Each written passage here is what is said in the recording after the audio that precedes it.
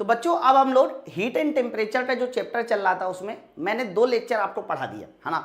और बच्चों अब हम तीसरे लेक्चर में देखने वाले हैं गैसियस लॉ के बारे में, मतलब जो हमारे गैसों के नियम होते हैं उनसे रिलेटेड कैसे क्वेश्चन बनते हैं और कौन कौन से गैसियस लॉ हमें पढ़ने हैं। ठीक है, तो दोनों लेक्चर में आपने कंप्लीट थ्योरी कर ली होगी, पीडीएफ आपको मिल जाएगी। तो अब ये हमारा हीट एंड टेम्परेचर यानी बेसिक साइंस में हीट एंड टेम्परेचर का तीसरा लेक्चर है बच्चों।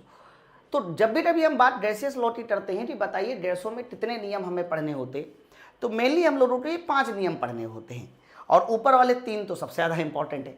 तो सबसे पहला जो नियम पढ़ना होता है उस नियम को बोलते हैं हम लोग बॉयल्स लॉ। क्या बोलते हैं बच्चों? Boyle's law. और अगला जो नियम होता है उसको बोलते हैं हम लोग चार्ल्स लॉ। उसके बाद जो अगला नियम होता है उसको बोलते हैं डे न्यूटन लॉ। और बच्चों इसके बाद अगला नियम डाल्टन्स लॉ। इसके बाद अगला नियम है ग्राहम का विसरण नियम, है ना। तो बच्चों ये 5 नियम हमें पढ़ने होते हैं, हम एक एक करके सारे नियम पढ़ेंगे। सबसे पहली हेडिंग आप लोग डालेंगे जिसका नाम है बॉयल्स लॉ। ओके, तो सबसे पहला नियम है हमारा बॉयल्स लॉ।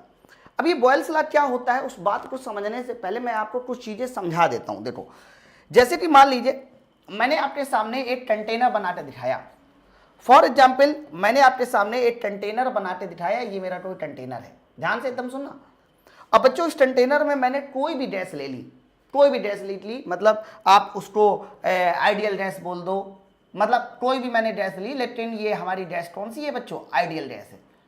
अरा, तो मैंने कोई भी एक गैस ले ली, लेकिन ये गैस कौन सी है? तो कहना ये तुम्हारी एक आइडियल गैस है।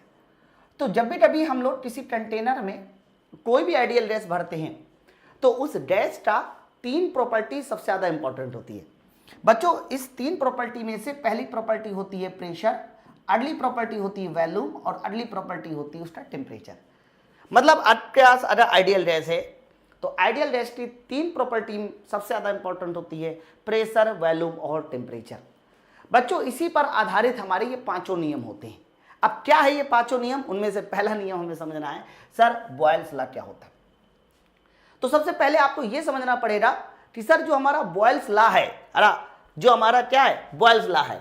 Okay okay okay okay okay okay okay okay okay, ठीक है। तो बच्चों जो हमारा बॉयल्स लॉ है, ये हमारा जो बॉयल्स लॉ है, कहाँ थे हम लोग? यहाँ थे, बॉयल्स लॉ। तो बॉयल्स लॉ में क्या होता है कि जो गैसों का टेम्परेचर होता है वो कांस्टेंट होता है। तो याद रखना बॉयल्स लॉ ये कहता है स्थिर तापमान पे, बहुत ध्यान सुनना, स्थिर तापमान पर किसी गैस का जो प्रेशर है वो उसके आयतन के इनवर्सली प्रोपोर्शनल होता है, ये इन्होंने बोला। तो बॉयल्स लॉ में ये बात बोली गई कि स्थिर तापमान पे किसी गैस का दाब उसके आयतन के इनवर्सली प्रोपोर्शनल होता है।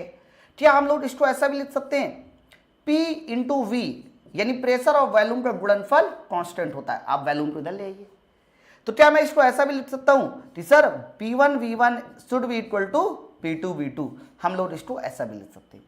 तो ये हमारा बॉयल्स लॉ के बारे में स्टेटमेंट हो गया कि स्थिर तापमान पर किसी गैस का दाब उसके आयतन के इनवर्सली प्रोपोर्शनल होता है।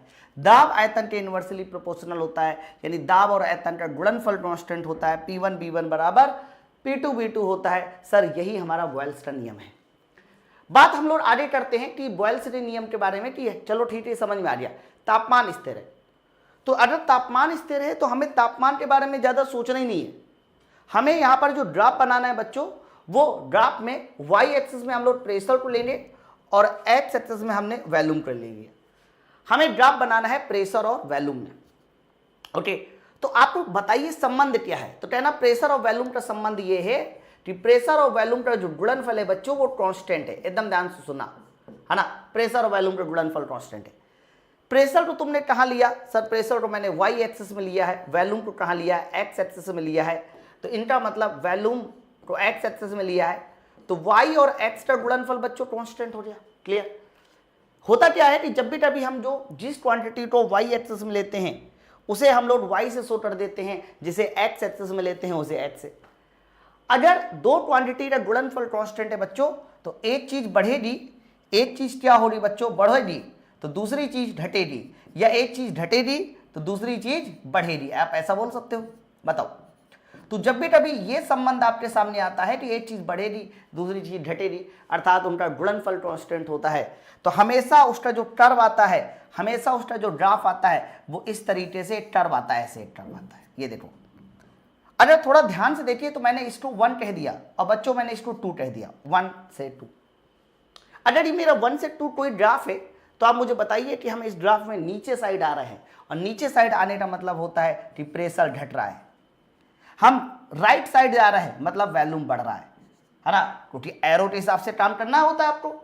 अगर एरो ऐसा लगा है इसका मतलब नीचे साइड आ रहे हैं, प्रेशर घट रहा है, वॉल्यूम बढ़ रहा है। तो एक चीज घट रही है, दूसरी चीज बढ़ रही है, अर्थात ये ग्राफ जो है ना टिस्टा हो जाएगा। सर यही ग्राफ हमारा प्रेशर और वॉल्यूम का गुणनफल कांस्टेंट है, ये इसका ग्राफ है बच्चों, पीवी ग्राफ। बट इस कंडीशन में टेम्परेचर कैसा रहेगा, कहना इस कंडीशन में हमारा टेम्परेचर कैसा रहेगा बच्चों, कांस्टेंट रहेगा। देख लो, मतलब ये है आप डिफरेंट टाइप के पॉइंट्स ले लीजिए, हर एक पॉइंट पे जो टेम्परेचर रहेगा T1, T2, T3 वो सब आपस में कैसा रहेगा, बराबर रहेगा। इस बात को याद रखिएगा, हर एक पॉइंट पे जो टेम्परेचर रहेगा T1, T2, T3 वो कैसा रहेगा, बराबर रहेगा। बताइए, बात सबको क्लियर है। हालांकि इस ग्राफ का एक नाम भी होता है सर, इस ग्राफ को बोलते हैं समकोणीय अतिपरवलय। ध्यान रखना, इस ग्राफ का कोई नाम पूछे कि बताइए इस ग्राफ का नाम क्या है, तो कहना इस ग्राफ का नाम होता है समकोणीय अतिपरवलय। ये हमारा इस ग्राफ का नाम है, समकोणीय अतिपरवलय। ओके, तो बच्चों यहां तक बातें समझ में आ रही होगी कि बॉयल्स के नियम में प्रेशर और वॉल्यूम में संबंध क्या होता है, साथ साथ प्रेशर वॉल्यूम डायग्राम क्या होता है। लेकिन हाँ, टेम्परेचर कांस्टेंट होता है, याद रखिएगा। अब मैं स्टेटमेंट भी पढ़ देता हूं। स्टेटमेंट क्या लिखा हुआ है, स्टेटमेंट लिखा हुआ है कि स्थिर तापमान पे किसी डैश का दाब उसके आयतन के व्युत्क्रमानुपाती होता है। स्थिर ताप पर किसी डैश का दाब उसके आयतन के कैसा होता है बच्चों, व्युत्क्रमानुपाती होता है। यही तुम्हारा बॉयल्स का नियम कहता है। ठीक है, तो अब देखो 3 चीजें थी, प्रेशर, वॉल्यूम, टेम्परेचर। बॉयल्स के लॉ में टेम्परेचर तुम्हारा कांस्टेंट था, तो संबंध किसके बीच बना, प्रेशर और वॉल्यूम के बीच बना। अब जो अगला वाला नियम होगा बच्चों, उसमें हमारा चार्ल्स के नियम में, तो चार्ल्स के नियम में क्या होगा सर, चार्ल्स के नियम में प्रेशर तुम्हारा कांस्टेंट हो जाएगा, प्रेशर। अब अगर प्रेशर कांस्टेंट हो गया, स्थिर दाब पर प्रेशर कांस्टेंट हो गया, इसका मतलब संबंध बनेगा उसके आयतन और टेम्परेचर में। ठीक है, अब क्या होता है भाई, क्या होता है हमारा चार्ल्स का नियम, तो कहना अगर मुझे चार्ल्स के नियम को समझना है तो कहना स्थिर दाब पर, सबसे पहले ये लाइन होगी, स्थिर दाब पर किसी डैश का जो आयतन है वो उसके टेम्परेचर के, वो भी कौन सा टेम्परेचर, परम तापमान। बच्चों परम तापमान का मतलब होता है एक ऐसा टेम्परेचर जो किसमें लिया जा रहा हो, केल्विन में। याद रखना, परम तापमान का मतलब होता है कि जब भी कभी आप टेम्परेचर को केल्विन में लेते हो, याद रखना उसको परम तापमान कहते हैं। तो स्थिर दाब पर किसी डैश का आयतन उसके परम तापमान के समानुपाती होता है, एब्सोल्यूट टेम्परेचर के समानुपाती होता है, याद रखिएगा। ठीक है सर, समझ में आ रहा है इतना। बट अगर मैं 1-2 वाला फॉर्मूला बनाऊं तो 1-2 वाला फॉर्मूला बन जाएगा V1 divide by V2 should be equal to T1 divide by T2। V1 divide by V2 should be equal to T1 divide by T2। ये देखो, लेकिन ये कब पॉसिबल है, कहना ये सर तभी पॉसिबल है जब उस डैश का प्रेशर कैसा होगा, जब उस डैश का प्रेशर कांस्टेंट होगा, यानी दाब स्थिर होगा। तो आप किसी डैश का दाब स्थिर कर दो, प्रेशर नहीं बढ़ना चाहिए, तो याद रखना वॉल्यूम उसका टेम्परेचर के समानुपाती होता है, यानी जैसे जैसे टेम्परेचर बढ़ाओगे वैसे वैसे वॉल्यूम बढ़ेगा। समझ पा रहे हो ना। अब दूसरी बात सुनिए, इसके बाद यहां तक बातें समझने आने बाद आप कह सकते हैं कि यहां देखो संबंध बना है वॉल्यूम और टेम्परेचर के बीच में। तो जो भी तुम्हारा ग्राफ बनेगा वो वॉल्यूम और टेम्परेचर के बीच बनेगा। तो वॉल्यूम को हमने y एक्सिस में ले लिया और टेम्परेचर को हमने x एक्सिस में। ये देखिए, तो बच्चों संबंध आया है volume directly proportional to temperature आया है। वॉल्यूम को तुमने लिया y एक्सिस में और टेम्परेचर को तुमने लिया x एक्सिस में, तो y directly proportional to x आ गया सर। अच्छा sir, y directly proportional x आ गया, तो आप मुझे बताइए y डायरेक्टली प्रोपोर्शनल x है, y directly proportional to x है। तो इसका मतलब पता है क्या है सर, इसका मतलब ये है कि यहां से एक स्ट्रेट लाइन ही आना चाहिए टर्म में। कैसा आना चाहिए, स्ट्रेट लाइन आना चाहिए। तो मैं एक स्ट्रेट लाइन खींच दूंगा y directly proportional x t। Okay, मैं स्ट्रेट लाइन ये वाली खींचता हूं पहले। सर ये मैंने स्ट्रेट लाइन खींच दिया, ठीक है, y डायरेक्टली प्रोपोर्शनल x है, तो कन्फर्म y बराबर mx t8 स्ट्रेट लाइन आना चाहिए, ऑब्वियस सी बात है ना। तो ये संबंध बताता है सर, ये संबंध बताता है volume directly proportional to temperature. हालांकि ये बीचों बीच से नहीं, कहीं से भी जा सकता है। बीचों बीच से तब जाता जब यहाँ y डायरेक्टली प्रोपोर्शनल नहीं, y बराबर x होता, यानी v बराबर t होता, जबकि v बराबर t पॉसिबल ही नहीं है, तो जरूरी नहीं कि बीचों बीच से जाए, है ना। अब दूसरी बात सुनिए सर, आपने कहा था कि टेम्परेचर को परम तापमान मानना है, यानी टेम्परेचर को लेके चलना है केल्विन में। बच्चों अगर टेम्परेचर को केल्विन में लेके चलना है तो ये टेम्परेचर कितना होना चाहिए सर, 0 केल्विन होना चाहिए। अगर ये टेम्परेचर तुम्हारा 0 केल्विन होना चाहिए तो आप ऐसा कह सकते हैं कि वहां पर जो वॉल्यूम होगा वो भी 0 हो जाएगा। तो टेम्परेचर को घटाते घटाते अगर आपने 0 केल्विन कर दिया बच्चों, तो वहां पर वॉल्यूम भी 0 हो जाता है। बट टेम्परेचर का 0 केल्विन पॉसिबल ही नहीं है। आप मुझे बताओ, जो टेम्परेचर होता है उसका 0 केल्विन का मतलब होता है -273 डिग्री सेंटीग्रेड। अब बच्चा -273 डिग्री सेंटीग्रेड टेम्परेचर पाना पॉसिबल ही नहीं है। इसीलिए हम लोग जब भी कभी ये ग्राफ बनाते हैं ना, तो कभी भी मूल बिंदु से गुजारता हुआ नहीं दिखाते। हम बस इस ग्राफ को ऐसे कह देते हैं कि भैया यहाँ से शुरू करो, थोड़ा आगे से शुरू करो। थोड़ा आगे से क्यों शुरू किया, क्योंकि कभी भी टेम्परेचर 0 केल्विन पॉसिबल ही नहीं है। टेम्परेचर कुछ और होगा, डेट मीन्स यहाँ पर टेम्परेचर मैंने मान लिया T1 1 पॉइंट पर, और यहाँ पर टेम्परेचर मैंने मान लिया T2। ये देखो, ओके, तो 1 पे टेम्परेचर T1 और 1 पे वॉल्यूम V1, और कह सकते हो यहाँ पर वॉल्यूम कितना हो जाएगा V2। ये देखिए, तो जब भी कभी ऐसा कोई भी डायग्राम आपको नजर आए, ऑरिजिन से नहीं गुजारना आपको, क्यों, टोटी कभी 0 केल्विन पॉसिबल नहीं है। तो बच्चा यहाँ पर प्रेशर कांस्टेंट था, इस पूरी लाइन में ध्यान रखना प्रेशर कांस्टेंट होगा, परंतु वॉल्यूम किसके समानुपाती होगा, टेम्परेचर के समानुपाती होगा इस लाइन में। और याद रखना यही ग्राफ किस में आता है सर, ये ग्राफ तब बनेगा जब चार्ल्स का नियम लगेगा, अर्थात प्रेशर कांस्टेंट वॉल्यूम समानुपाती टेम्परेचर। ओके, तो ये तुम्हारा चार्ल्स का नियम होता है कि किसी गैस का अगर दाब स्थिर हो तो उसका आयतन उसके परम तापमान के समानुपाती होता है। आने वाला ग्राफ वॉल्यूम टेम्परेचर के बीच कुछ इस तरह से आता है। इसके बाद बात हम लोग करते हैं अगले नियम की, डे लुशेट का नियम। बताइए क्या होता है। तो बच्चों डे लुशेट के नियम में अब बारी है आयतन को कांस्टेंट करने की। अब बारी किसकी है, आयतन को कांस्टेंट करने की। तो डे लुशेट का नियम ये कहता है कि स्थिर आयतन पर, ध्यान से सुनना कहते सर, स्थिर आयतन पे आयतन स्थिर होना चाहिए बच्चों। तो डे लुशेट के नियम में आयतन स्थिर होना चाहिए, वॉल्यूम हमारा कैसा होना चाहिए बच्चों, कांस्टेंट। अगर वॉल्यूम कांस्टेंट है तो बताइए उसका प्रेशर टेम्परेचर के कैसा हो जाता है, डायरेक्टली प्रोपोर्शनल हो जाता है। 1:2 वाला फॉर्मूला बनाएंगे तो P1/P2 should be equal to T1/T2।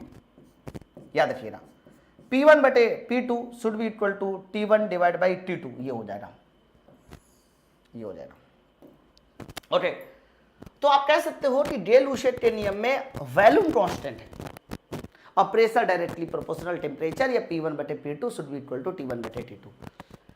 फिर भी अगर आपको कभी ये भूल जाए सब नियम, तो ये सब नियम भूल जाए तो सिर्फ एक ही चीज याद रखना, PV बराबर MRT, इसको याद रखना और बारी बारी एक एक को कांस्टेंट करना। जैसे कि बॉयल्स लॉ में टेम्परेचर कांस्टेंट होता है तो P और V में संबंध आ गया। चार्ल्स के नियम में प्रेशर कांस्टेंट होता है तो V और T में संबंध आ जाएगा। डे लुशेट के नियम में वॉल्यूम कांस्टेंट होता है तो P और T में संबंध आ जाएगा। तो PV बराबर MRT बस याद रखो, और आप ये याद रखिए कि किस नियम में कौन सी चीज कांस्टेंट थी, उसके बाद सवाल सॉल्व हो जाएगा। ठीक है, अब अगर मैं पूछूं कि भाई इसका ग्राफ बना के दिखाइए, कैसे बनाओगे, तो कहना हमें P, देखो वॉल्यूम तो कांस्टेंट है तो वॉल्यूम को मारिए गोली। ग्राफ बनाना है प्रेशर और टेम्परेचर में, तो संबंधी प्रेशर और टेम्परेचर में आया। तो मेरे भाई अगर प्रेशर और टेम्परेचर में संबंध आया है तो वाई एक्सिस में मैंने प्रेशर लिया, एक्स एक्सिस में टेम्परेचर लिया। अगर मुझे ग्राफ को एक्सप्लेन करना है तो मैं पता क्या कहूंगा कि सर देखो pressure directly proportional to temperature है, अर्थात प्रेशर तो तुमने वाई एक्सिस में लिया है, टेम्परेचर को एक्स एक्सिस में लिया है। देखो तो इनके बीच आने वाला ग्राफ कैसा आएगा, कहना इनके बीच आने वाला ग्राफ भी पासिंग थ्रू तो ऑरिजिन आ जाएगा, हाँ ये वाला। बट फिर वही बात हो जाएगी कि अगर हम इस ग्राफ को ऑरिजिन से पास करेंगे, ऑरिजिन से पास करेंगे, तो इसका मतलब पता है क्या है, सर इसका मतलब ये हुआ मेरे भाई कि यहाँ पर 0-12 मिनट टेम्परेचर मिलेगा, जो कि पॉसिबल ही नहीं है, जो कि पॉसिबल ही नहीं है।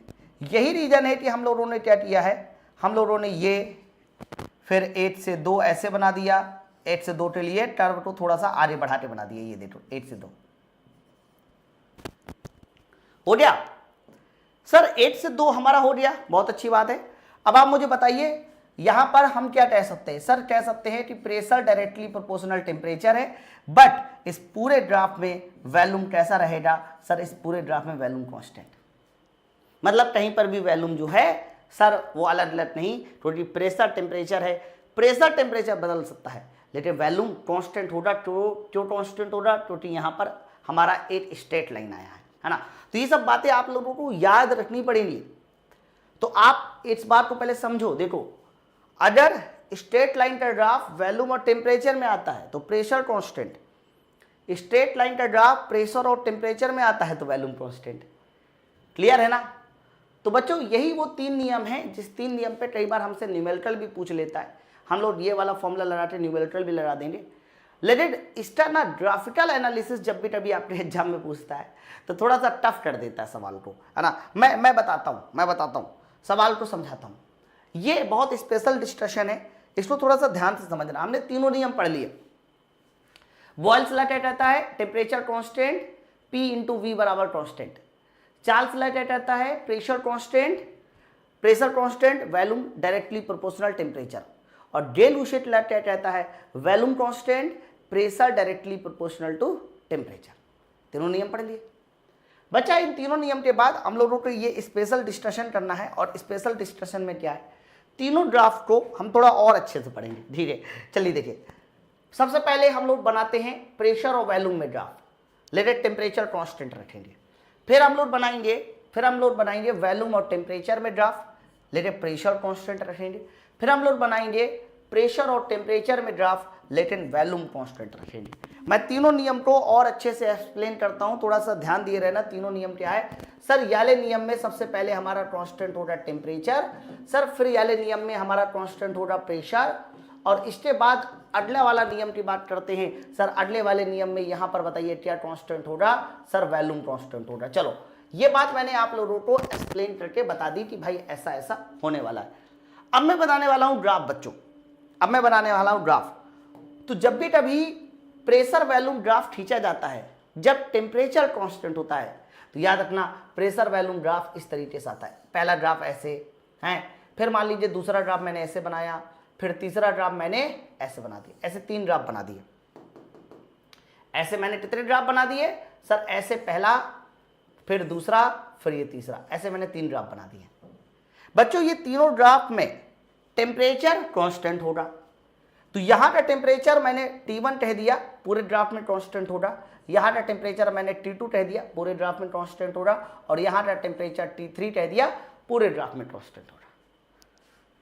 यानी इस बार मैंने प्रेशर वॉल्यूम के बीच एक ग्राफ नहीं 3 ग्राफ बनाए, और अलग अलग ग्राफों में टेम्परेचर कांस्टेंट होगा। हमने कह दिया T1, T2, T3।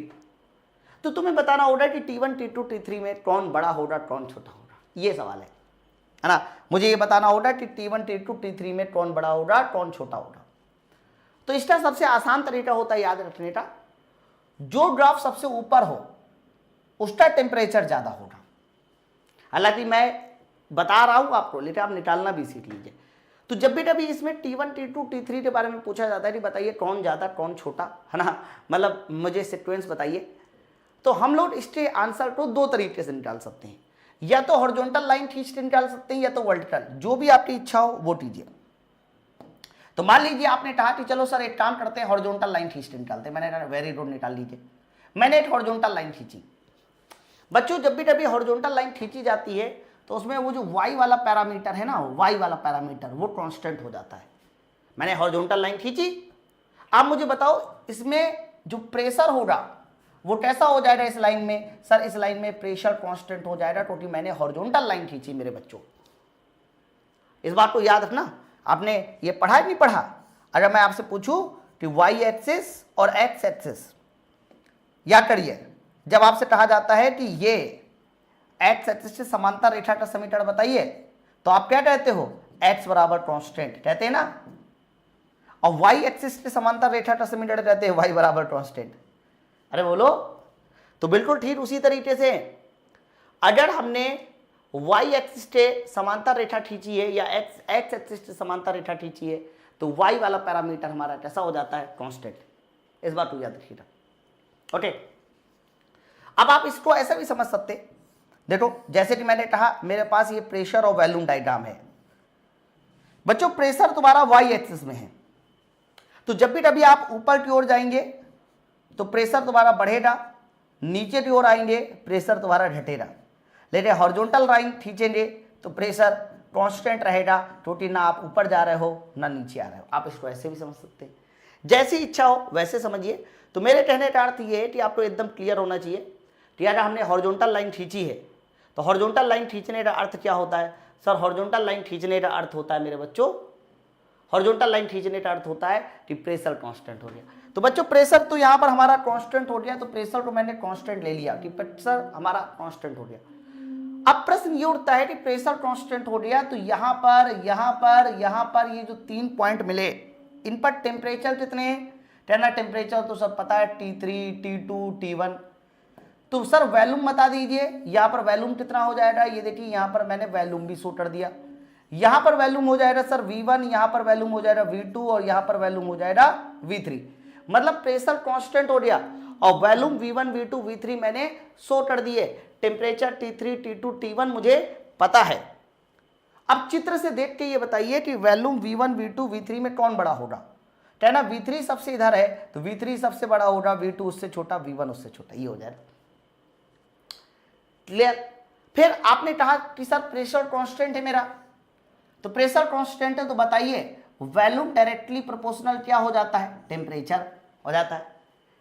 तो अगर वॉल्यूम में V3 बड़ा है और वॉल्यूम टेम्परेचर के समानुपाती है तो टेम्परेचर में भी T3 बड़ा होगा, T2 छोटा होगा, T1 उससे छोटा होगा। ये सवाल सॉल्व। थोड़ा सा आपको लंबा जरूर लगा होगा, लेकिन ये हर तरह के सवालों को सॉल्व करेगा और केवल इसी में नहीं, जहां जहां आप ऐसा कॉन्सेप्ट पढ़ते हो वहां वहां सवालों को सॉल्व करेगा। ये मैंने हॉरिजॉन्टल लाइन खींच के निकाला बच्चों कि प्रेशर कांस्टेंट किया, वॉल्यूम में संबंध बनाया, फॉर्मूला लगाया, समानुपाती है, इसका मतलब जैसा V3 वैसा T3। अगर ये वित्तमानुपाती होता तो जैसा V3 उसका उल्टा हो जाता टेम्परेचर में, ठीक है। अब इस बात को आप ऐसे याद कर लो कि जब भी कभी कर्व बने तो जो कर्व ऊपर होता है उसका टेम्परेचर ज्यादा होता है, जो कर्व नीचे होता है उसका टेम्परेचर कम होता है, ऐसे याद लीजिए। चलिए अब मैं आपको ठीक से बता रहा हूं pressure volume diagram, volume temperature. तो बच्चों अगर मैं यहां पर 3 वॉल्यूम टेम्परेचर डायग्राम खींचू, 3 ऐसे मैंने देखो 3 वॉल्यूम टेम्परेचर डायग्राम खींचती है। ये वाला V1 माना, ये वाला V2 माना, ये वाला V1 V2 के वॉल्यूम और टेम्परेचर ग्राफ तो है, यानी वॉल्यूम टेम्परेचर ग्राफ है तो इसमें क्या चीज कांस्टेंट होगी, प्रेशर। तो यहाँ का प्रेशर P1 माना, यहाँ का प्रेशर P2 माना, बच्चों यहाँ का प्रेशर P3 माना। तो तुमसे पूछा जाएगा कि बताइए P1 P2 P3 में कौन बड़ा होगा। अब यहां पर ऐसा मत सोचना कि P3 की स्लोप ज्यादा है तो P3 बड़ा होगा। अरे तो थोड़ा सा यहां पर आपको बात समझनी पड़ेगी। यहां पर हम लोग चाहते हॉरिजॉन्टल लाइन निकाल के भी खींच सकते हैं, वर्टिकल लाइन से भी निकाल के खींच सकते हैं। जैसे मैंने कहा कि सर इस बार वर्टिकल लाइन से खींचो, चलो ठीक है वर्टिकल लाइन से खींच देते। तो बच्चा वर्टिकल लाइन से खींचा जाए तो क्या चीज कांस्टेंट हो जाएगी, तो कहना वर्टिकल लाइन याले पॉइंट पर आएगा, यानी याले पॉइंट पे टेम्परेचर तुम्हारा कांस्टेंट हो जाएगा। देख लो ऐसे, बट यहां पर वॉल्यूम, यहां पर वॉल्यूम, यहां पर वॉल्यूम, तो कहना यहां पर वॉल्यूम V1 है, यहां पर वॉल्यूम V2 है, यहां पर वॉल्यूम V3 है, क्योंकि 1:2 बोला है, 2:3:2। आप मुझे बता सकते हैं V1 V2 V3 में कौन बड़ा होगा वॉल्यूम एक्सिस से। तो वॉल्यूम एक्सिस से मुझे साफ साफ दिखाई दे रहा है कि V1 V2 V3 में से V3 बड़ा होगा, V2 छोटा, V1 सबसे छोटा। संबंध बता दो 1 मिनट। तो आप कहना कि सर संबंध देखो होता है अगर टेम्परेचर कांस्टेंट है, टेम्परेचर कांस्टेंट है तो संबंध क्या होता है कि प्रेशर डायरेक्टली प्रोपोर्शनल 1 वॉल्यूम, उल्टा होता है। तो वॉल्यूम और प्रेशर एक दूसरे के इनवर्सली प्रोपोर्शनल होते हैं, उल्टे होते हैं मेरे भाई। तो वॉल्यूम में अगर ध्यान रखना V2 V3 बड़ा है, वॉल्यूम में क्या बड़ा है V3, तो प्रेशर में उल्टा होगा, यानी प्रेशर में कौन बड़ा हो जाएगा, P1 बड़ा हो जाएगा, P2 छोटा हो जाएगा और P3 सबसे छोटा। तो प्रेशर का जो सही संबंध आ गया वो ये आ गया, P1 P2 P3 में P1 बड़ा P2 छोटा। ये अरे भाई इसका उल्टा कर दिया ना, ये देखो जब टेम्परेचर कांस्टेंट होता है तो प्रेशर वॉल्यूम के व्युत्क्रमानुपाती होता है, उससे कम समय लगा होगा, है ना। इसमें और कम समय लगेगा, इसमें और कम समय लगेगा। ये देखिए प्रेशर टेम्परेचर ग्राफ है, तो बच्चों अगर मैं प्रेशर टेम्परेचर ग्राफ खींचूं, ऐसे 3 ग्राफ मैंने खींच दिया ऐसे, और 3 ग्राफ खींच दिए, प्रेशर टेम्परेचर ग्राफ खींचा जा रहा है, तो सर इन ग्राफों में वॉल्यूम कांस्टेंट हो जाएगा, यानी यहाँ का वॉल्यूम V1, यहाँ का वॉल्यूम V2 और यहाँ का वॉल्यूम V3। बताइए V1 V2 V3 में कौन बड़ा? फिर वही कॉन्सेप्ट, आप हॉरिजॉन्टल लाइन खींचकर या वर्टिकल लाइन खींचकर सवाल को सॉल्व कर सकते हैं। बताओ, सवाल को सॉल्व कर सकते हैं, लेकिन मैं आपको चाहूं तो एक और तरीका भी बता सकता हूं। हाँ, वो तरीका भी आपका एकदम धुआंधार तरीका है। ऐसा बिल्कुल नहीं है कि आपको ऐसा लगेगा कि वाला तरीका जो है आपको गलत चीज बता रहा है, ठीक है। देखो मैं आपको बताता हूँ, एक और तरीका है, यहाँ ये वाले तरीके से है बच्चों। एक तरीका और भी होता है कि आप स्लोप निकालिए, स्लोप, तो कहना स्लोप सबसे ज्यादा V3 में है, उससे कम V2 में है, उससे कम V1 में है, ये तो सबको पता चल रहा है ना। स्लोप सबसे ज्यादा V3 में, उससे कम V2, उससे कम V1। लेकिन स्लोप का मतलब होता है y वाला पैरामीटर बटे x वाला पैरामीटर, ध्यान रखना dy/dx होती है। तो स्लोप हो जाएगा P बटे T। बताओ, अच्छा P बटे T क्या होता है? सोचो PV बराबर MRT, PV बराबर MRT, तो P बटे T जो है अगर निकालना है तो वो वॉल्यूम के इनवर्सली प्रोपोर्शनल हो जाएगी। बताओ सही है। तो इसका मतलब सर जिसकी स्लोप ज्यादा होगी, सर जिसकी स्लोप ज्यादा होगी इनवर्सली प्रोपोर्शनल आ गया, उसका वॉल्यूम कम होगा। सर जिसका स्लोप ज्यादा उसका वॉल्यूम कम, स्लोप ज्यादा है V3 की, इसलिए V3 का वॉल्यूम कम होगा। स्लोप कम है V1 का, स्लोप कम है V1 का, इसलिए V1 का वॉल्यूम ज्यादा होगा, है ना। और बीच में कौन आएगा? V2। ये सही उत्तर हो गया। देख लो, आप चाहो तो ऐसे भी निकाल सकते हो, जो आपकी इच्छा करे वो रख लीजिए, है ना। देखो स्लोप मैंने बताया P बटे T, y वाला पैरामीटर बटे x वाला पैरामीटर, P बटे T 1/v, क्योंकि PV बराबर MRT होता है बच्चों, है ना। P बराबर MRT होता है। उसके बाद मैंने कहा जिसकी स्लोप ज्यादा उसका वॉल्यूम कम, स्लोप ज्यादा है V3 की, इसलिए V3 सबसे कम हो जाएगा। हाँ, V3 सबसे कम, V2 उससे ज्यादा, V1 उससे ज्यादा।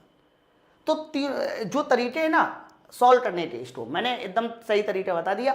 हॉरिजॉन्टल लाइन खींचते निकाल सकते हो, वर्टिकल लाइन खींचते निकाल सकते हो, या फिर स्लोप के कॉन्सेप्ट से भी निकाला जा सकता है।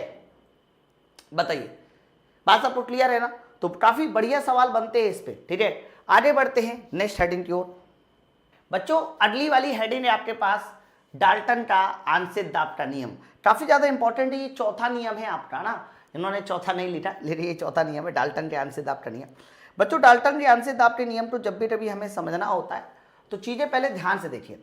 जैसे कि मान लीजिए मैंने एक कंटेनर बनाया और इस कंटेनर में ढेर सारी मैंने गैसें ले ली, और मैं अलग अलग तरह की गैसें लेता हूँ। मान लीजिए मैंने गैसों का एक मिक्सचर ले लिया, लेकिन ये जो मिक्सचर है गैसों का ये अमिश्रणीय होगा, मतलब कह सकते हो नॉन रिएक्टेंट होगा, इनमें किसी तरह की कोई भी रिएक्शन नहीं होगी। तो मैंने एक चैम्बर लिया है और इस चैम्बर में 2-3 गैसें ले लेता हूँ, है ना। फॉर एग्जाम्पल मैंने हाइड्रोजन ले लिया, हीलियम ले लिया और CO2 ले लिया। बहुत ध्यान सुनना, मैंने इसमें 3 तरह की गैसें ले ली। पहली वाली गैस मैंने ली हाइड्रोजन, ओके। पहली वाली गैस मैंने कौन सी ली? सर पहली वाली गैस ली हाइड्रोजन। सर दूसरी वाली गैस मैंने ली है इसमें हीलियम, और बच्चों तीसरी वाली गैस मैंने ले ली है यहाँ पर कितनी? CO2 मान लीजिए। मैंने एक चैम्बर लिया और इसमें एक ऐसी गैसें ली हैं जो अमिश्रणीय है। अमिश्रणीय मतलब ये आपस में रिएक्शन नहीं करेगी। वेरी वेरी इंपॉर्टेंट कॉन्सेप्ट होता है कि जो भी हमारी कह सकते हो कि अमिश्रणीय, जो भी हमारा डाल्टन का आंशिक दाब का नियम होता है वो ऐसी गैसों के लिए लगता है जो अमिश्रणीय हो, या फिर इंग्लिश मीडियम वाले लिखेंगे नॉन रिएक्टेंट हो। ये 3 गैसें मैंने ले ली जो नॉन रिएक्टेंट है। अब इन 3 गैसों के मोलों की संख्या, यानी इन 3 गैसों के हाइड्रोजन, हीलियम और CO2 के मोलों की संख्या N1, N2 और N3 मान ली। हालांकि इन गैसों द्वारा डाला गया खुद का जो दाब होगा, यानी खुद का मतलब इंडिविजुअल जो प्रेशर डालेगी, उन इंडिविजुअल प्रेशर को मैंने P1, P2 और P3 मान लिया। बहुत ध्यान सुनना। तो आंशिक दाब के नियम में गैसों के डाल्टन के आंशिक दाब के नियम में ये बोला गया है कि गैस के मिश्रण का कुल दाब गैसों के अलग अलग घटक के आंशिक दाबों के योगफल के बराबर होता है। यानी जो भी हमारा मिश्रण का टोटल प्रेशर होगा, टोटल प्रेशर, टोटल दबाव, तो बच्चों किसी भी मिश्रण में, हालांकि मिश्रण हम बार बार कहे जरूर रहे, लेकिन डाल्टन के आंशिक दाब का नियम सर तभी वैलिड है जब गैसें अमिश्रणीय हो, मिलनी नहीं चाहिए, है ना। तो टोटल जो प्रेशर होता है बच्चों, दैट मीन्स पीटी बराबर जो होगा सर वो गैसों के आंशिक दाब के योगफल P1 plus P2 plus P3 sir इसके बराबर होगा। ओके, तो P1 plus P2 plus P3 sir यही टोटल प्रेशर है। तो सर ये मोलों की संख्या N1 N2 N3 का क्या प्रभाव है मैं बताता हूं। कई बार जानबूझ के ये लोग क्या करते हैं, जब एक क्वेश्चन बनाते हैं कई बार जानबूझ के क्या करते हैं कि उनकी मोलों की संख्या N1 N2 N3 दे देते हैं, नहीं देते हैं तो इनका द्रव्यमान दे देते हैं, द्रव्यमान दे देते हैं, और द्रव्यमान देने की वजह से आप मोलों की संख्या N1 N2 N3 निकाल लोगे। भाई मैंने कह दिया कि मेरे पास हाइड्रोजन का 10 ग्राम है, तो हाइड्रोजन का 10 ग्राम है तो हाइड्रोजन के मोलों की संख्या तुम्हें निकालनी है पहले तो। दैट मीन्स 10 ग्राम ऊपर रखिए और हाइड्रोजन गैस का जो अणु भार 2 है वो नीचे रखिए, मोलों की संख्या पता चल जाएगी। भाई मोलों की संख्या का फॉर्मूला क्या होता है ना, नंबर ऑफ मोल निकालने का फॉर्मूला होता है ऊपर द्रव्यमान नीचे अणु भार। बताइए नंबर ऑफ मोलों की संख्या निकालने का फॉर्मूला होता है सर ऊपर द्रव्यमान नीचे अणु भार, यही होता है। तो अगर डायरेक्ट मोलों की संख्या ना दी जाए तो द्रव्यमान दिया जाएगा और द्रव्यमान की मदद से आप मोलों की संख्या निकाल लेंगे। ओके, तो इन्होंने ये बोला कि सर टोटल प्रेशर तो P1 plus P2 plus P3 है, बट कई बार ये लोग क्या करते हैं उल्टा खेल खेलते हैं। उल्टा खेल खेलने का मतलब टोटल प्रेशर दे देंगे और आपको मोलों की संख्या दे देंगे। तो पूछ लेंगे बताइए आंशिक दाब कितना होना चाहिए, है ना, आंशिक दाब कितना होना चाहिए। तो बच्चों उस समय आंशिक दाब निकालने का फॉर्मूला होता है कि जो भी आंशिक दाब निकालने का फॉर्मूला होगा दैट मीन्स P1 बराबर फॉर्मूला होगा वो होगा कि पहली वाली गैस के मोलों की संख्या बटे कुल मोलों की संख्या, that means N1 plus N2 plus N3, और इसे हम कह सकते हो टोटल प्रेशर से मल्टीप्लाई करके P1 बताते। मतलब P1 P2 P3 का जो रेशियो होगा, P1 P2 P3 का जो रेशियो होगा, इनके डिस्ट्रीब्यूशन का जो रेशियो होगा वो बच्चों N1 N2 N3 के मोलों की संख्या के अनुपात में होगा। N1 N2 N3 के मोलों की संख्या के अनुपात में होगा, ये याद रखना। और इसको निकाल भी सकते हैं, ऐसा नहीं है कि आपने ये कह दिया कि सर ठीक है, हाँ आप इसको निकाल भी सकते हैं। कैसे निकालते हैं मैं उसका भी रीजन बता दूं, ऐसा नहीं है। आपने PV बराबर MRT सुना है कि नहीं सुना बताओ, आपने PV बराबर NRT सुना है नहीं सुना बताओ। अब दूसरी बात सुनो, चाहे वो हाइड्रोजन गैस हो, हीलियम गैस हो, चाहे CO2 हो, वो फैली पूरे कंटेनर में है, फैली पूरे कंटेनर में, इसका मतलब पूरे कंटेनर का जो वॉल्यूम V है वो हाइड्रोजन के लिए भी वॉल्यूम V होगा, हीलियम के लिए भी V होगा, CO2 के लिए भी। पूरे गैस का जो तापमान T है वही तापमान हाइड्रोजन के लिए होगा सर, वही तापमान हीलियम के लिए, वही तापमान CO2 के लिए। मतलब कहने का ये है कि इन तीनों गैसों के लिए बच्चों, इन तीनों गैसों के लिए वॉल्यूम और टेम्परेचर कांस्टेंट। तो देखिए उनके द्वारा डाला गया दाब जो है वो मोलों की संख्या के समानुपाती होता है। इसलिए तो मैंने बोला कि P1 P2 P3 का जो रेशियो होगा वो N1 N2 N3 यानी मोलों की संख्या के रेशियो के बराबर होगा। इतनी बात समझ में आई, ठीक है। तो इसीलिए देखो हमने अगर P1 का मान निकाला जाए तो N1 ऊपर टोटल नीचे इंटू PT। सेम तरीके से अगर मैं P2 का मान निकालूं तो N2 मोलों की संख्या ऊपर, टोटल मोलों की संख्या नीचे, और इनटू क्या करना पड़ेगा टोटल प्रेशर, यहां से क्या पता चल जाएगा आपको P2। सेम तरीके से अगर मैं P3 पूछूं कि बताइए तीसरी गैस द्वारा डाला गया दाब क्या होगा, तो कहना N3 सर ऊपर रखिए, टोटल मोलों की संख्या N1 plus N2 plus N3 नीचे रखिए, और बच्चों टोटल प्रेशर मल्टीप्लाई कर दीजिए PT से। ये हम लोग P1 P2 P3 निकाल सकते हैं। ओके, तो ये ध्यान रखना। तो इन्होंने बोला डाल्टन के आंशिक दाब के नियम में कि देखो सर जब कोई कंटेनर में हम लोग अमिश्रणीय गैस भरते हैं तो गैसें तो हर जगह फैलेगी, तो तीनों गैसों का वॉल्यूम और टेम्परेचर ऑटोमेटिक सेम होगा। तो जो भी प्रेशर होता है वो नंबर ऑफ मोलों की संख्या के समानुपाती होता है, या फिर जो अभी प्रूफ भी किया जा सकता है, ऐसा नहीं है। हम लोगों ने जब यहाँ प्रूफ कर लिया ना तो वो आगे भी प्रूफ हो जाएगा। तो याद रखना P1 P2 P3 का रेशियो N1 N2 N3, जिसकी वजह से P1 N1 बटे टोटल इंटू PT, इस तरह से। ओके, कई बार कुछ किताब में इसको मोल फ्रैक्शन के नाम से जानते हैं, वो एक अलग बात है, हम लोग उसको नहीं पढ़ेंगे। कॉन्सेप्ट क्लियर है, सवाल कोई भी हो सॉल्व कर देंगे, ठीक है। तो ये एक कॉन्सेप्ट डाल्टन का अंशदाब का नियम, बाकी P1 P2 P3 इनके मान क्या होते हैं ये, और प्रेशर का मान मोलों की संख्या के समानुपाती होता है, एक बात ये, ठीक है। चलो अब ये हमारा डाल्टन का अंशदाब का नियम। अभी आगे प्रश्न आएंगे ना तो मैं आपको ये सॉल्व कराऊंगा। चलिए नेक्स्ट आपका चौथा पांचवा नियम था ग्राहम का विसरण नियम। ग्राहम का विसरण नियम क्या होता है सर? ग्राहम का विसरण नियम थोड़ा समझाइए, मैं बताता हूं। जैसे कि मान लीजिए मैंने आपके सामने एक कंटेनर बनाया, बहुत ध्यान से सुना, मैंने आपके सामने एक कंटेनर बनाया, उसके बाद मैं क्या करता हूं कि इस कंटेनर में एक छोटा सा होल कर देते हैं। सर इस कंटेनर में एक छोटा सा क्या कर देते हैं बच्चा? होल कर देते हैं। हालांकि हम लोग होल बाद में करेंगे, उससे पहले इस कंटेनर में ना ढेर सारी कोई डैश ले लेते हैं, कोई भी डैश ले लो। अब इसमें आपको सिंगल डैश लेनी है, और अगर आपने मिश्रित डैश ले ली तो वहां पर भी सवाल सॉल्व हो जाएगा, लेकिन मैं आपको सिर्फ सिंगल डैश के लिए बताता हूं, सिंगल डैश है, ठीक है। तो मान लीजिए मैंने एक कंटेनर लिया और इस कंटेनर में मैंने कोई डैश ले ली, मुझे नहीं पता कौन सी डैश है, लेकिन मैंने कोई डैश ले ली, कोई भी डैश हो सकती है, हाइड्रोजन हीलियम लिथियम नहीं, हाइड्रोजन हीलियम और हमारा CO2 हो गया, SO2 हो गया, जो भी डैश है। तो बच्चा अगर इस कंटेनर में आपने कोई भी डैश ले ली और यहां पर आपने इसको होल कर दिया, बच्चों क्या कर दिया? होल कर दिया। तो ये बताइए अगर यहां पर हम लोग होल कर देंगे तो यहां से हमारी देखिए डैशें ऐसे बाहर निकलने लगेगी, डैशें बाहर निकलने लगेगी। तो डैशें जब बाहर निकलती है बच्चा, इसी डैशों के बाहर निकलने को बोला जाता है विसरण, ठीक है। क्या बोला जाता है? विसरण। विसरण का मतलब होता है इंग्लिश में डिफ्यूजन, फैलाव जिसको बोलते हैं, है ना। विसरण का मतलब होता है फैलाव। तो इन्होंने बोला विसरण की दर, डिफ्यूजन रेट क्या होता है? अगर मैं पूछूं कि बताइए डिफ्यूजन रेट का मतलब क्या है? डिफ्यूजन रेट का मतलब क्या है? हिंदी में इसको बोलते हैं विसरण की दर। कॉपी में नोट डाउन करना। तो विसरण की दर का मतलब होता है कि इकाई समय में कितना आयतन बाहर फैल गया। विसरण का मतलब होता है फैल जाना, ठीक है। तो विसरण की दर का मतलब होता है कि इकाई समय में कितना आयतन बाहर फैल गया, यानी ऊपर आप आयतन रखिए और नीचे रखिए समय। बच्चा वॉल्यूम अपॉन टाइम, यही तुम्हारा विसरण की दर होती है। स्मॉल आर से शो करते हैं इसको, विसरण की दर। ऊपर ध्यान रखना वॉल्यूम, नीचे अपॉन टाइम, यानी इकाई समय में कितना आयतन फैल गया, इकाई समय में कितना आयतन फैल गया, इसी को हम विसरण की दर कहते हैं। याद रखिएगा, विसरण की दर मतलब इकाई समय में कितना आयतन फैल गया। अब आप बताइए ऊपर वॉल्यूम है तो वॉल्यूम का मात्रक क्या हो जाएगा? मीटर क्यूब, और नीचे समय है T, इसका मतलब मीटर क्यूब पर सेकेंड। तो विसरण की दर एक प्रकार से मीटर क्यूब पर सेकेंड हो गया, ठीक है। अब प्रश्न ये है कि ठीक है सर आपने ये बताया कि जब हम इस कंटेनर को में एक होल कर देंगे तो यहाँ R विसरण की दर होगी, मतलब यहाँ से आयतन डैश फैलना शुरू हो जाएगी। लेकिन मुझे एक बात समझ में आनी चाहिए कि सर ये विसरण की दर किन किन चीज़ों पर निर्भर कर सकती है।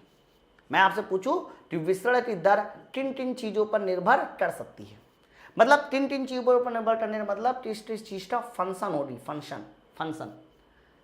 तो आप मुझे बताइए, सोच के देखिए कि अगर इस डैश का टेम्परेचर मैं बढ़ा दूं तो आप बताइए विसरण की दर बढ़ जाएगी कि घट जाएगी?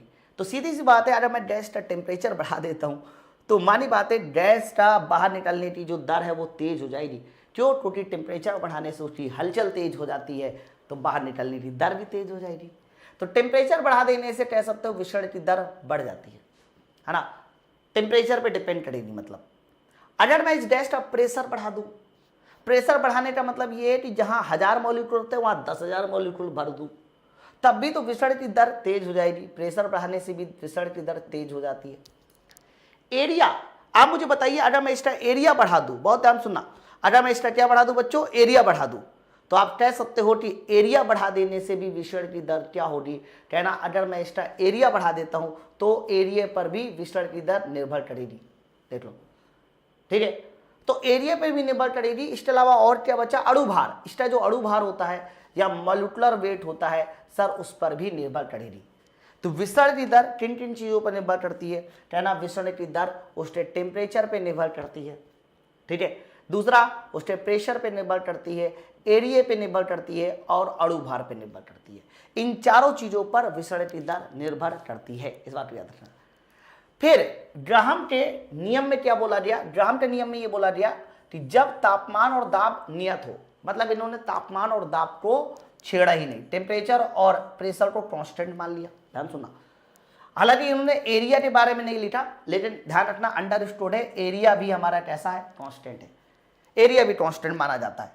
तो जब तापमान और दाब कांस्टेंट हो तो जो विसरण की दर होती है आर, वो उसके अणु भार के व्युत्क्रमानुपाती होती है। सर वो उसके अणु भार के व्युत्क्रमानुपाती होती है। अणु भार, बच्चा एक बात बताओ, अणु भार का मतलब क्या होता है कि डैश कितना हल्की है कितना भारी है। आप सोच के देखिए, अगर डैश मेरे पास भारी है तो भारी डैश बहुत तेज बाहर निकल पाएगी क्या, नहीं सर, हल्की डैश बहुत तेज बाहर निकल पाएगी। तो डैश जब भी कभी भारी होगी, यानी डैश का भार अणु भार ज्यादा होगा तो उसके बाहर निकलने की दर कम हो जाएगी, विसरण दर कम, इसलिए उल्टा है। तो याद रखिएगा, उसका जो अणु भार होता है या विसरण की जो दर होती है वो अणु भार के व्युत्क्रमानुपाती होती है, लेकिन कैसे सर, अंडर रूट एम के, अंडर रूट एम के।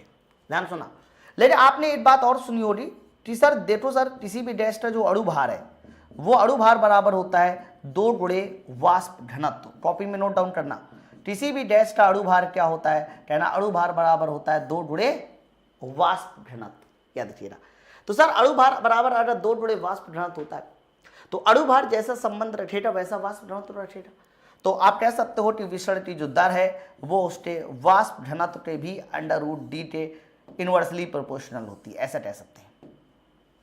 ओके, तो आप फिर से सुन लीजिए, ग्राहम के विसरण नियम में हम लोगों ने ये 3 पैरामीटर कांस्टेंट माने हैं, सिर्फ अणु भार लेके चल रहा है। और आप ऐसा सोचो, जो डैश जितना ज्यादा भारी होगी, जो डैश जितना ज्यादा भारी होगी उसके विसरण की दर उतनी कम होगी। अरे भारी डैश तो जल्दी कहां से निकाल सकते हो, सोच के देखिए।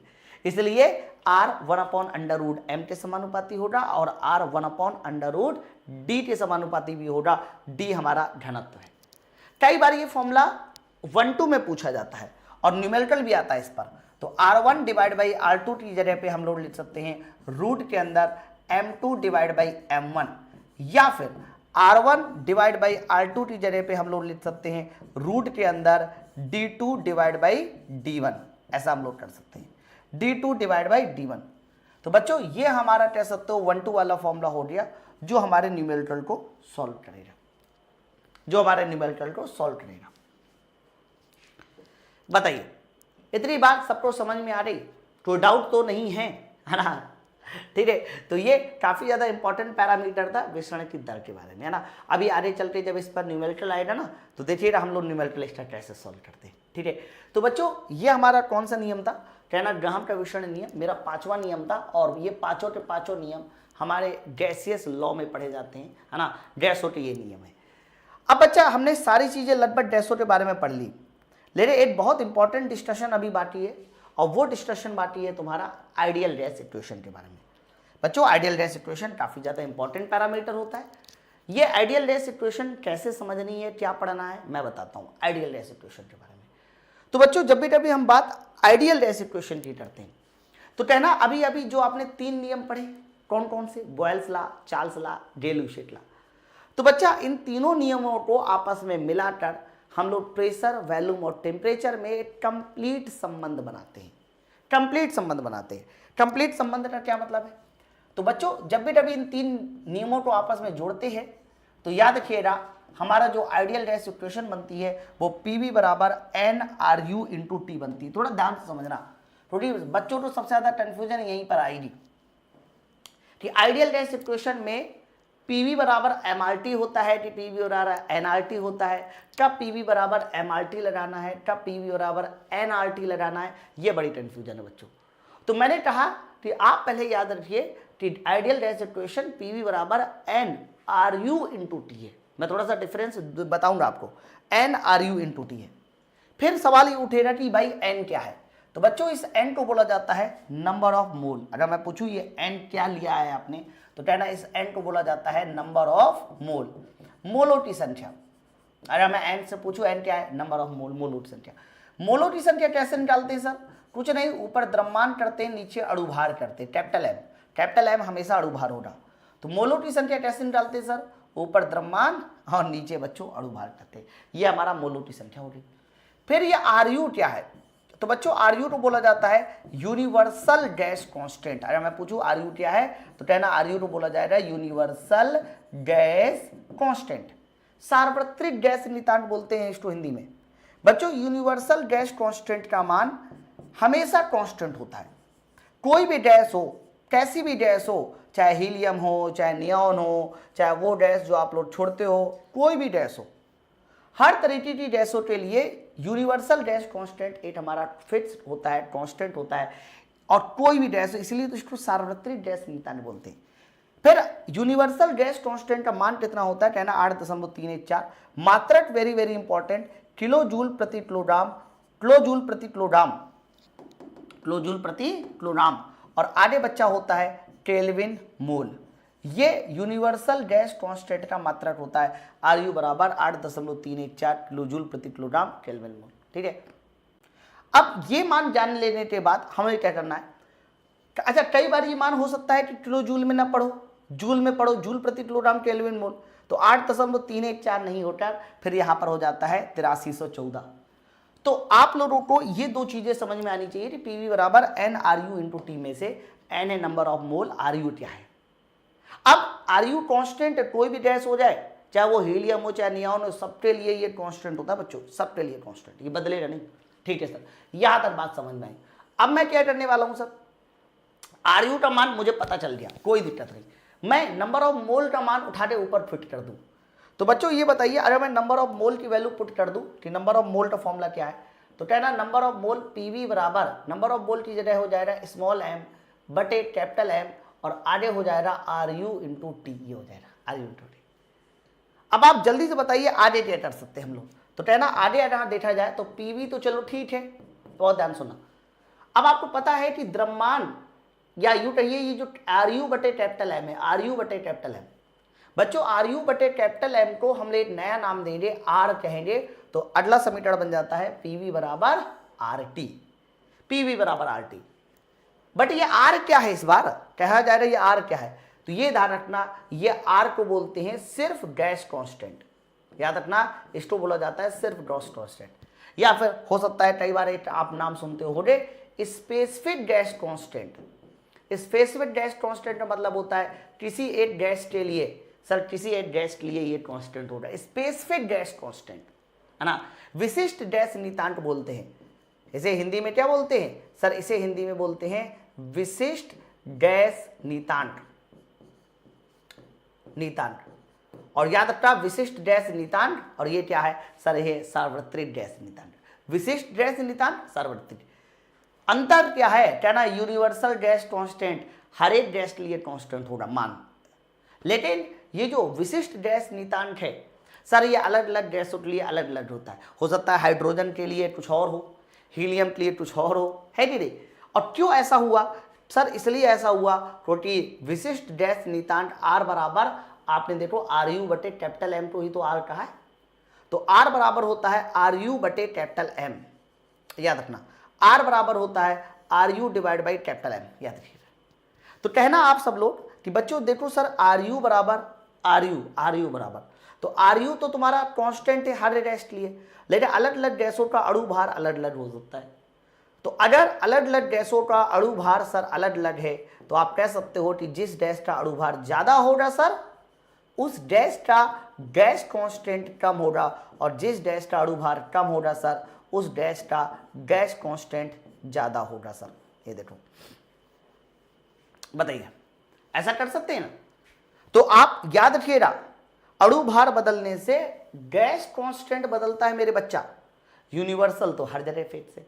तो दो फॉर्मूले याद करने हैं आपको, एक तो पीवी बराबर नंबर ऑफ मोल के पदों में, दूसरा पीवी बराबर एमआरटी, नंबर ऑफ मोल हो रहा वहां पर, तो वहां यूनिवर्सल गैस कांस्टेंट रखा जाएगा, और एमआरटी है द्रव्यमान है, तो वहां पर गैस कांस्टेंट रखा जाएगा, या स्पेसिफिक गैस कांस्टेंट रखा जाएगा। ठीक है, नहीं दिया गया स्पेसिफिक गैस कांस्टेंट तो गैस का नाम बता देगा, आप ऊपर आर यू रखिए नीचे एम रखिए, सवाल को सॉल्व करके आर बता दो, मैं भी आर निकालना सिखाता भी हूं, है ना। अब एक दूसरी चीज सुनिए, इसको हम लोग फर्दर क्लासीफाई करेंगे। बच्चों ये वाला फॉर्मूला आपके सामने लिखा हुआ है, पीवी बराबर एम आर टी। अब आप मुझे बताइए m क्या है, कहना m द्रव्यमान है सर, ठीक है, v क्या है, वैल्यूम है सर।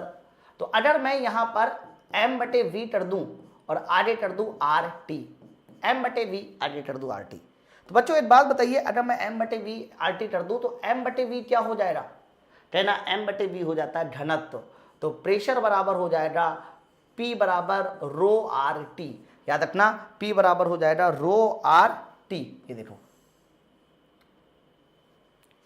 ये वाला फॉर्मूला डेंसिटी के पदों में आ जाता है, जैसे कि कई बार क्या होता है ना, डेंसिटी को डिफाइन करने को बोला जाता है, तो प्रेशर और डेंसिटी में, प्रेशर टेम्परेचर और डेंसिटी में ये संबंध होता है P बराबर रो RT। तीनों के तीनों समीकरण हमारे आइडियल गैस इक्वेशन है, याद रखिए ना, ये तीनों आइडियल गैस इक्वेशन है बच्चों, है ना। तो चलो हम इसके बाद आगे भी पढ़ लेते, और याद रखना कई बार 1-2 वाले फॉर्मूले भी बनाए जाते हैं, तो हम लोग इसको देखकर 1-2 वाले फॉर्मूले बना लेंगे, ध्यान रखना। चलो अब आगे देखिए, सुनिए ध्यान से, यहाँ पर इसको मैं थोड़ा सा यहाँ ले आता हूँ, ये देखिए अब आगे देखिए सर, स्पेशल डिस्कशन, बहुत छोटे छोटे पॉइंट जो मैंने जो बताने, जैसे प्रश्न लिखा है आरयू का मान प्रत्येक डैश के लिए समान होता है, बिल्कुल एकदम सही, आरयू का मान प्रत्येक डैश के लिए समान होता है, कोई भी डैश आ जाए। अगर हम 8314 लिखते हैं तो आगे मात्रा जूल में होगा, जूल प्रति किलोग्राम केल्विन मोल, बताइए 8314 में यही तो बोला जाएगा, है ना। आर का मान गैसों के अणुभार, आर लिखा है, बिल्कुल आर का मान गैसों के अणुभार पर निर्भर करता है, गैस कांस्टेंट अणुभार के व्युत्क्रमानुपाती होता है। देखो अणुभार बढ़ने से गैस कांस्टेंट का मान घट जाता है, ये देखिए। फिर इसके बाद एक बहुत नन्ना सा पॉइंट लिखा है, पॉइंट ये लिखा है कि परम शून्य तापमान 0 केल्विन होता है, टॉपिक में नोट डाउन करेंगे, बहुत ज्यादा इंपॉर्टेंट क्वेश्चन है कि परम शून्य तापमान कितना होता है, कहना परम शून्य तापमान 0 केल्विन होता है, या फिर -273.15 सेंटीग्रेड होता है। इस तापमान पे एक तो इसका वेट, गतिज ऊर्जा, आंतरिक ऊर्जा, आयतन, दाब का मान शून्य होता है। बच्चा परम शून्य तापमान पे गैसों की अधिकतर प्रॉपर्टी 0 हो जाती है, चाहे वो उसकी वेलोसिटी हो, चाहे वो गतिज ऊर्जा हो, चाहे आंतरिक ऊर्जा हो, चाहे आयतन हो, चाहे दाब हो, ये सब शून्य हो जाता है। इसके अलावा एक और पॉइंट भी लिखेंगे, मॉलिक्यूलर मोमेंटम एक्सचेंज, ये भी 0 होता है, या फिर आप इसको बोल सकते हैं हिंदी भाषी वाले लोग, आणविक टक्कर। तो बच्चों आणविक टक्कर भी हमारी पूरी तरह से क्या हो जाती है, शून्य हो जाती है, याद रखिएगा। तो 0 केल्विन काफी ज्यादा इंपॉर्टेंट टेम्परेचर है, और 0 केल्विन वह टेम्परेचर होता है जिसपे गैसों की हर एक प्रॉपर्टी शून्य हो जाती है, ठीक है। अब आगे बात सुनो, बहुत ध्यान सुना, चलो सर ये हो गया। अब यहां पर एक मान बड़ा अच्छा आपने बताया था सर कि अणुभार बनने से डैश का डैश कांस्टेंट घट जाता है। तो अगर मैं आपको कई सारी गैसें दे दूं, जैसे कि मैं कह दूं सबसे पहले मेरे पास है हाइड्रोजन गैस, देखो, फिर मैंने मान लीजिए ले ली नाइट्रोजन गैस, या हीलियम ले लिया, हीलियम के बाद अगली ले ली नाइट्रोजन गैस, फिर ले ली ऑक्सीजन गैस, और फिर ले ली मैंने CO2 गैस। तो आप मुझे बताइए इस गैसों का कॉम्बिनेशन में से किसका अणुभार सबसे ज्यादा है। अणुभार भी मैं लिख देता हूं, ऐसा नहीं है, मुझे सबके याद है। हाइड्रोजन का 2 होता है, हीलियम का 4 होता है मेरे भाई, नाइट्रोजन का 14 दूनी 28 हो जाएगा, ऑक्सीजन का 32 हो जाएगा, और CO2 का कितना हो जाएगा 44। ये सब निकालना मैंने सिखाया है, नहीं सीखो तो केमिस्ट्री देखिए, केमिस्ट्री में है। तो आप कह सकते हैं कि जिसका अणुभार ज्यादा होगा उसका गैस कांस्टेंट कम, जिसका अणुभार कम उसका गैस कांस्टेंट ज्यादा। तो अणुभार इसका कम है, इसका मतलब हाइड्रोजन का गैस कांस्टेंट ज्यादा होगा, उससे कम हीलियम, उससे कम नाइट्रोजन, उससे कम CO2। ये जो मैंने संबंध बनाया ना सर ये संबंध किसका है सर, ये संबंध है गैस कांस्टेंट R का, याद रखना ये संबंध किसका है, गैस कांस्टेंट R का है। बट अगर यूनिवर्सल की बात करता तो कोई भी गैस होती हर एक का यूनिवर्सल कांस्टेंट होगा। मान कितना है वो मैंने बताया, ठीक है। अब ये मान निकालते भी कैसे हैं, मैंने बड़ा छोटा तो आपको बता दिया, अब ये मान निकालते कैसे उसको भी देखिए, बड़े ध्यान से देखना बच्चों। नाइट्रोजन और ऑक्सीजन, हाइड्रोजन, कार्बन डाइऑक्साइड का गैस नितांक क्या हो रहा है इन्होंने बोला है ना। मैं हर एक गैस का निकालना सिखाता हूं। देखो सबसे पहले इन्होंने बोला है नाइट्रोजन, फिर बोला है ऑक्सीजन, फिर बोला है हाइड्रोजन, फिर बोला है कार्बन डाइऑक्साइड। ये देखो, तो मुझे भाई बताइए जल्दी से, for nitrogen, for oxygen, for hydrogen, for CO2। बच्चों इन सारी की सारी गैसों का हमें क्या बताना है बच्चों, गैस कांस्टेंट का मान बताना है। कितना बताना है, गैस कांस्टेंट बताना है। तो आप मुझे बताइए अगर मैं नाइट्रोजन का गैस कांस्टेंट पूछूं कितना होगा, तो कहना नाइट्रोजन का गैस कांस्टेंट होगा 8314 डिवाइड बाय नाइट्रोजन का अणु भार 28। कुछ ना कुछ तो मान आएगा ही आएगा, वो आप लोग कैलकुलेट कर सकते हैं। लेकिन गैस कांस्टेंट का जब भी कभी मात्रा पूछा जाएगा, क्योंकि 8314 यूज किया गया है, इसलिए मात्रा का आएगा जूल में प्रति किलोग्राम और आगे होगा केल्विन। देखो मैं एक चीज आपको समझा दूं, जब यूनिवर्सल गैस कांस्टेंट का तुमसे मात्रक पूछा जाता है यूनिवर्सल का, तो किलो जूल प्रति किलोग्राम केल्विन के साथ मोल लगाना है, याद रखिएगा।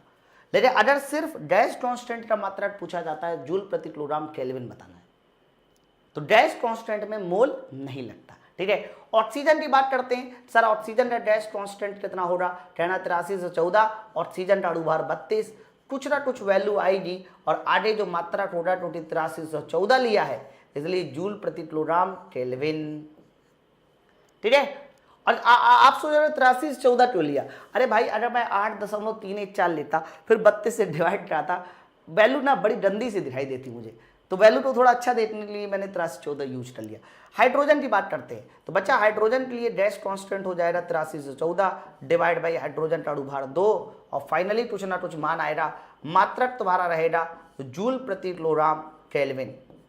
सेम तरीके से अगर आपसे CO2 के बारे में पूछा जाता है कि बताइए CO2 के बारे में बताइए, तो कहना CO2 का बच्चा जो गैस कांस्टेंट R का मान होगा वो हो जाएगा 8314 और डिवाइड बाई कितना हो जाएगा सर, डिवाइड बाई हो जाएगा 44। यस सर ये, और याद रखना ये मान हो जाएगा तुम्हारा जूल प्रति किलोग्राम केल्विन में। क्लियर है, तो यहां मैंने आपको आइडियल गैस इक्वेशन भी बताया, आइडियल गैस इक्वेशन के साथ साथ मैंने गैस कांस्टेंट भी बताया कि गैस कांस्टेंट कैसे निकाला जाता है। ठीक है, यूनिवर्सल में क्या अंतर है। ओके, तो अभी मेरा एक लेक्चर लगभग और लगेगा इसको खत्म करने में। ठीक है, तो हम लोग यहाँ से तीसरा लेक्चर ओवर कर लेते हैं, इसके बाद की जो बातें हैं वो हम लोग चौथे लेक्चर में पढ़ेंगे। हीट एंड टेम्परेचर थोड़ा सा बड़ा है और मैंने इसमें क्वेश्चन भी बड़े बड़े लिए, मतलब तकरीबन हीट एंड टेम्परेचर में, पूरे हीट एंड टेम्परेचर में 100 क्वेश्चन है, और 100 क्वेश्चन बच्चा बहुत होते हैं किसी भी एग्जाम को क्लियर हीट एंड टेम्परेचर वाले चैप्टर में, है ना। तो अभी इसके कम से कम एक लेक्चर और बचा होगा, यानी ये चैप्टर लगभग 5 लेक्चर में खत्म होगा। ठीक है, चलो फिर मिलते हैं नेक्स्ट वीडियो में। Thank you very much.